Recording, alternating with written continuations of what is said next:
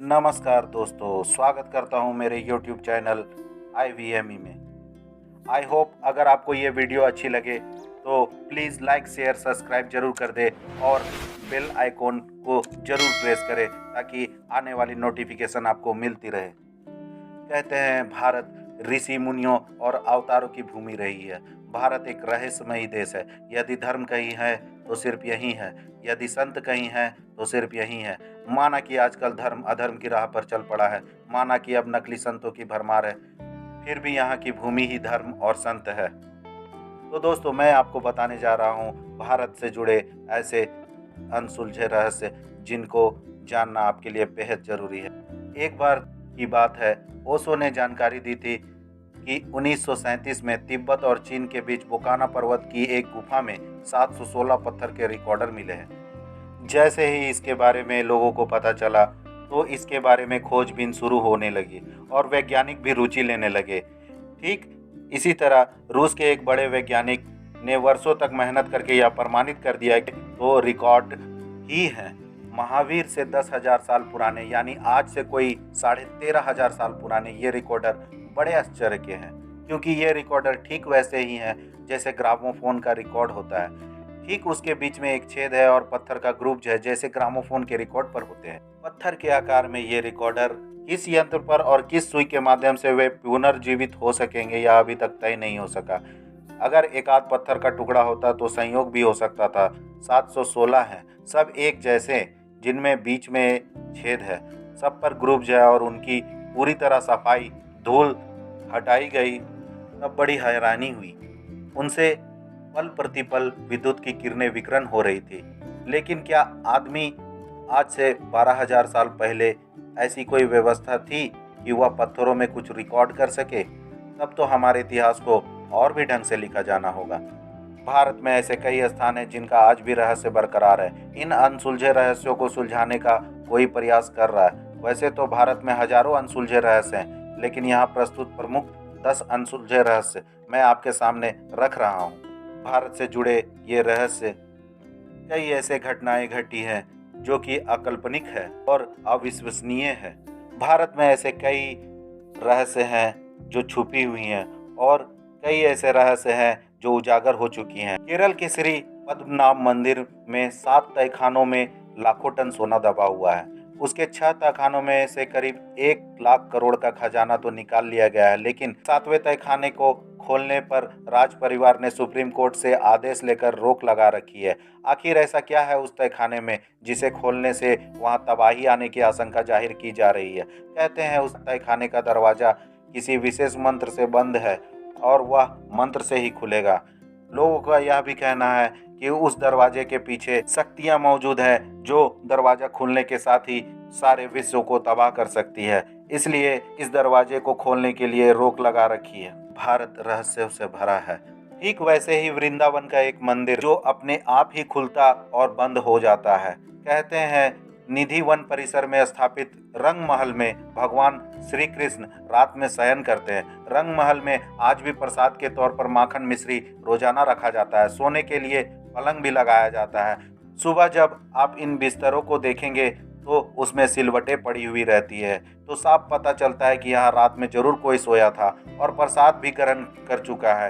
इतना ही नहीं, अंधेरा होते ही इस मंदिर के दरवाजे अपने आप बंद हो जाते हैं। इसलिए मंदिर के पुजारी अंधेरा होने से पहले ही मंदिर में पलंग और प्रसाद की व्यवस्था कर देते हैं। मान्यता के अनुसार यहाँ रात के समय कोई नहीं रुकता, इंसान छोड़िए पशु पक्षी भी नहीं। ऐसा बरसों से लोग देखते आए हैं, लेकिन रहस्य का सच धार्मिक मान्यताओं के सामने छुप सा गया है। यहाँ के लोगों का मानना है कि अगर कोई व्यक्ति इस परिसर में रात में रुक जाता है तो वो तमाम सांस्कारिक बंधनों से मुक्त होकर मृत्यु को प्राप्त हो जाता है या तो अपनी मानसिक अवस्था खो देता है।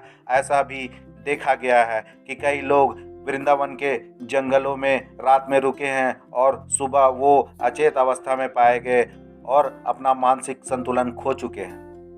दूसरा रहस्य मैं आज आपके सामने रखता हूँ। महाभारत के अश्वत्थामा को तो आप जानते ही होंगे। कहा जाता है कि अश्वत्थामा का वजूद आज भी है। दरअसल पौराणिक मान्यताओं के अनुसार अपने पिता की मृत्यु के बदला लेने निकले अश्वत्थामा को उनकी एक चाकू भारी पड़ी और भगवान श्री कृष्ण ने उन्हें युगों युगों तक भटकने का श्राप दे दिया। ऐसा कहा जाता है कि पिछले लगभग 5000 वर्षों से अश्वत्थामा भटक रहे हैं। मध्य प्रदेश के बुरहानपुर शहर से 20 किलोमीटर दूर असीरगढ़ का किला है। कहा जाता है कि इस किले में स्थित शिव मंदिर में अश्वत्थामा आज भी पूजा करने आते हैं। स्थानीय निवासी अश्वत्थामा से जुड़ी कई कहानियां सुनाते हैं। वे बताते हैं कि अश्वत्थामा को जिसने भी देखा उनकी मानसिक स्थिति हमेशा के लिए खराब हो गई। इसके अलावा कहा जाता है अश्वत्थामा पूजा से पहले किले में स्थित तालाब में नहाते भी है। बुरहानपुर के अलावा मध्य प्रदेश के ही जबलपुर शहर के गौरी घाट नर्मदा नदी के किनारे अश्वत्थामा के भटकने का उल्लेख मिलता है। स्थानीय निवासियों के अनुसार ब्रह्म मुहूर्त में कभी कभी स्नान करते हुए देखे गए हैं। इस संबंध में हालांकि स्पष्ट और प्रमाणिक आज तक कुछ भी नहीं मिला है। समुद्र के नीचे द्वारिका नगरी। गुजरात के तट पर भगवान श्री कृष्ण की बसाई हुई नगरी यानी द्वारिका नगरी। इस जगह का धार्मिक महत्व तो है, रहस्य भी कम नहीं है। कहा जाता है कि श्री कृष्ण की मृत्यु के साथ उनकी बसाई हुई यह नगरी समुद्र में डूब गई। आज भी यहाँ उस नगरी के अवशेष मौजूद हैं, लेकिन प्रमाण आज तक नहीं मिल सका कि यह क्या है। विज्ञान इसे महाभारत कालीन निर्माण नहीं मानता। काफी समय से जाने माने शोधकर्ताओं ने यहाँ पुराणों में वर्णित द्वारिका के रहस्य का पता लगाने का प्रयास किया, लेकिन वैज्ञानिकों के तथ्य पर आधारित कोई भी अध्ययन कार्य अभी तक पूरा नहीं किया गया है। 2005 में द्वारिका के रहस्यों से पर्दा उठाने के लिए अभियान शुरू किया गया था। इस अभियान में भारतीय नौसेना भी मदद की। अभियान के दौरान समुद्र की गहराई में कटे छटे पत्थर मिले और यहाँ से लगभग 200 अन्य नमूने भी एकत्रित किए गए, लेकिन आज तक यह तय नहीं हो पाया कि वह नगरी है भगवान श्री कृष्ण ने बसाया था। आज भी यहाँ वैज्ञानिक स्कूबा डाइविंग के जरिए समुद्र की गहराइयों में इस रहस्य को सुलझाने में लगे हुए हैं। आगे हम बात करते हैं कैलाश पर्वत की। इसे दुनिया का सबसे बड़ा और रहस्यमयी पर्वत माना जाता है। यहाँ अच्छी आत्माएं रह सकती हैं। इसे अप्राकृतिक शक्तियों का केंद्र माना जाता है। यह पर्वत पिरामिड नुमा आकार का है। वैज्ञानिकों के अनुसार यह धरती का केंद्र है। यह एक ऐसा भी केंद्र है जिसे एक्सिस मुंडी कहा जाता है। एक्सिस मुंडी अर्थात दुनिया की नाभि या आकाशीय ध्रुव और भौगोलिक ध्रुव का केंद्र। यह आकाश और पृथ्वी के बीच संबंध का एक बिंदु है जहाँ 10 दिशाएं मिल जाती हैं। ये वैज्ञानिकों के अनुसार एक्सिस मुंडी वह स्थान है जहां अलौकिक शक्तियों का प्रभाव होता है और आप उन शक्तियों के साथ संपर्क कर सकते हैं। कैलाश पर्वत की संरचना कंपास के 4 दिक बिंदुओं के समान है और एकांत स्थान पर स्थित है जहां कोई भी पर्वत नहीं है। कैलाश पर्वत पर चढ़ना निषिद्ध है, पर 11वीं सदी में एक तिब्बती बौद्ध योगी मिलारेपा ने इस पर चढ़ाई की थी। रसिया के वैज्ञानिकों की यह रिपोर्ट यूएन स्पेशियल मैगजीन के 2004 के जनवरी अंक में प्रकाशित हुई थी। कैलाश पर्वत पर 4 नदियों के स्रोत से घिरा है, सिंध, ब्रह्मपुत्र, सतलुज और कर्नाली या घाघरा, तथा 2 सरोवर इसके आधार हैं। पहला मानसरोवर जो दुनिया की शुद्ध पानी की उच्चतम झीलों में से एक है और जिसका आकार सूर्य के समान है, तथा राक्षस झील जो दुनिया के खारे पानी की उच्चतम झीलों में से एक है और जिसका आकार चंद्र के समान है। कैलाश पर्वत और उसके आसपास के वातावरण पर अध्ययन कर चुके रसिया के वैज्ञानिकों ने जब तिब्बत के मंदिरों के धर्म गुरुओं से मुलाकात की तो उन्होंने बताया कि कैलाश पर्वत के चारों ओर अलौकिक शक्ति का प्रवाह है, जिसमें तपस्वी आज भी आध्यात्मिक गुरुओं के साथ टेलीपैथिक संपर्क करते हैं। यति यानी हिम मानव को देखे जाने की चर्चाएं होती रहती हैं। इनका वास हिमालय में होता है। लोगों का कहना है कि हिमालय पर यति के साथ भूत देखा गया है जो लोगों को मारकर खा जाते हैं। सोन भंडार गुफा। बिहार के राजगीर में छुपा है मौर्य शासक बिंबिसार का अमूल्य स्वर्ण भंडार। बिहार के एक छोटे से शहर राजगीर जो नालंदा जिले में स्थित है, कई मायनों में महत्वपूर्ण माना जाता है। यह शहर प्राचीन समय में मगध की राजधानी था। यहीं पर भगवान बुद्ध ने मगध के सम्राट बिंबिसार को धर्मोपदेश दिया था। यह शहर बुद्ध से जुड़े स्मारकों के लिए विशेष रूप से माना जाता है। इसी राजगीर में है सोन भंडार गुफा। इस गुफा के बारे में कहा जाता है कि इसमें बेशकीमती खजाना छुपा हुआ है जिसे कि आज तक कोई नहीं खोज पाया है। यह खजाना मौर्य शासक बिंबिसार का बताया जाता है। हालांकि कुछ लोग इसे पूर्व मगध सम्राट जरासंध का भी बताते हैं। अलैया भूत लाइट। पश्चिम बंगाल के दलदली इलाकों में कई बार रहस्यमयी रोशनी देखे जाने की जानकारी मिली थी। स्थानीय लोगों के मुताबिक या उन मछुआरों की आत्माएं हैं जो मछली पकड़ते वक्त किसी वजह से मारे गए थे। लोग इन्हें भूतों की रोशनी भी कहते हैं। ऐसा भी कहा जाता है कि जिन मछुआरों को यह रोशनी दिखती है वे या तो रास्ता भटक जाते हैं या ज़्यादा दिन जिंदा नहीं रह पाते। इन दलदली क्षेत्रों में कई मछुआरों की लाशें मिली हैं, लेकिन स्थानीय प्रशासन यह मानने को तैयार नहीं कि यह भूतों के चलते ऐसा हुआ है। उनके मुताबिक मछुआरों के साथ अक्सर ऐसी दुर्घटनाएं होती रहती है। हालांकि अभी तक इस रहस्य से गुत्थी सुलझ नहीं पाई है। वैज्ञानिकों का अंदेशा है कि दलदली क्षेत्रों में अक्सर मीथेन गैस बनती है और वे किसी तत्व के संपर्क में आने से रोशनी पैदा करती है। अगले रहस्य की बात करें तो रूपम कुंड झील पर मानव कंकाल पाए गए हैं। पिछले कई वर्षों से भारतीय और यूरोपीय वैज्ञानिकों के विभिन्न समूहों ने इस रहस्य को सुलझाने का कई प्रयास किए, पर वे नाकाम रहे। भारत के उत्तरी क्षेत्र में खुदाई के समय नेशनल जियोग्राफिक को 22 फुट का विशाल नर कंकाल मिला है। उत्तर के रेगिस्तानी इलाके में एम्प्टी क्षेत्र के नाम जाना जाने वाला यह क्षेत्र सेना के नियंत्रण में है। यह वही इलाका है जहां से कभी प्राचीन सरस्वती नदी बहती थी। इस कंकाल को वर्ष 2007 में नेशनल जियोग्राफिक की टीम ने भारतीय सेना की सहायता से उत्तर भारत के इस इलाके में खोजा। 8 सितंबर 2007 को इस असाई की खबर कुछ समाचार पत्रों में प्रकाशित हुई थी। हालांकि इस तरह की खबरों की सत्यता की कोई पुष्टि नहीं हुई। बताया जाता है कि कदकाठी के हिसाब से यह कंकाल भारत के भीमपुत्र घटोत्कच के विवरण से मिलता जुलता है। हालांकि इसकी तुलना अमेरिका में पाए जाने वाले बिगफुट से भी की जा रही है, जिनकी औसत हाइट अनुपात 8 फुट की है।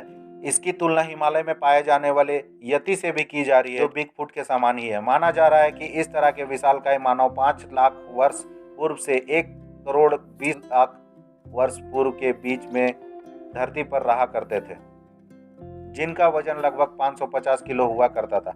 यह कंकाल देखकर पता चलता है कि किसी जमाने में भारत में ऐसे विशालकाय मानव भी रहा करते थे।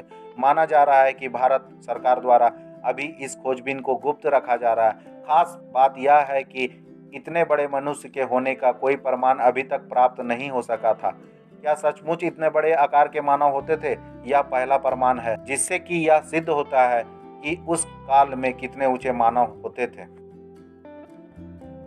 अगला रहस्य है जातिंगा गांव। असम में स्थित यह गांव पक्षी आत्महत्या की घटनाओं के लिए सुर्खियों में बना हुआ है। कहा जाता है कि पक्षी यहां आकर आत्महत्या करते हैं। जापान के माउंट फूजी तलहटी में औकी गोहरा के घने जंगलों में जिस तरह से लोग आत्महत्या करने आते हैं, ठीक उसी तरह से मानसून की बोझिल रात में जतिंगा के आसमान पर मंडराने लगते हैं और मौत का काला साया रोशनी की ओर झुंड के झुंड पखेरु आते हैं और काल के गाल में समा जाते हैं। चिड़ियों के इस प्रकार सामूहिक आत्महत्या के पीछे का क्या कारण है, इस बात का आज तक पता नहीं लगाया जा सका। इस बात का पता लगाने के लिए कई शोध हो चुके हैं, परंतु प्रकृति के इस गूढ़ रहस्य के बारे में अभी भी ठोस रूप से कुछ नहीं कहा जा सकता।